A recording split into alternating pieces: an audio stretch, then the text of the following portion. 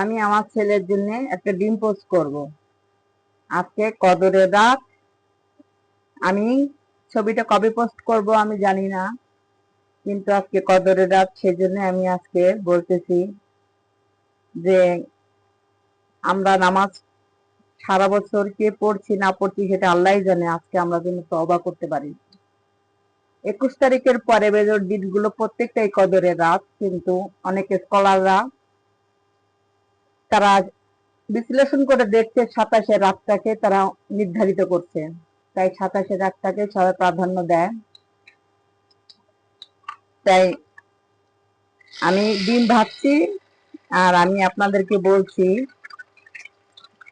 যে বাপ মাকে পেয়েও যে তাদেরকে খেদমত করলো না, তাদের মতো গুনাহগার আর এই দুনিয়ায় নেই।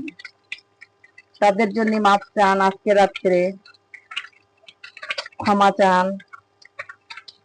আর যে রমজান পেয়েও তার গুনাহগাতা মাফ করে নিতে পারলো না, তার ধ্বংস অনিবার্য। তাই আমরা সবসময় না, আজকে রাত্রের জন্য আমরা আজকে রাত্রে আমি এই পোস্টটা আজকে করলে আমার ভালো হতো, কিন্তু আমি ভুলে গিয়েছিলাম।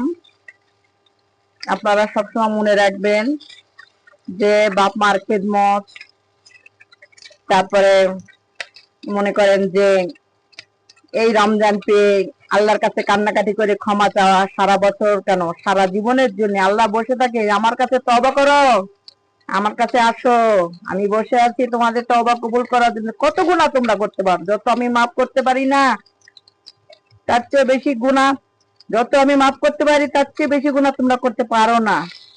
আমার বান্দা, তোমরা আমার কাছে ফিরে আসো, আমি ক্ষমা করার জন্য বসে আছি।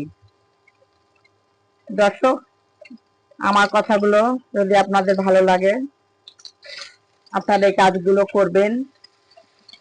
যে করবেন সে নিশ্চয়ই মরার পরে তার ফল পাবেন। আল্লাহ হাফেজ।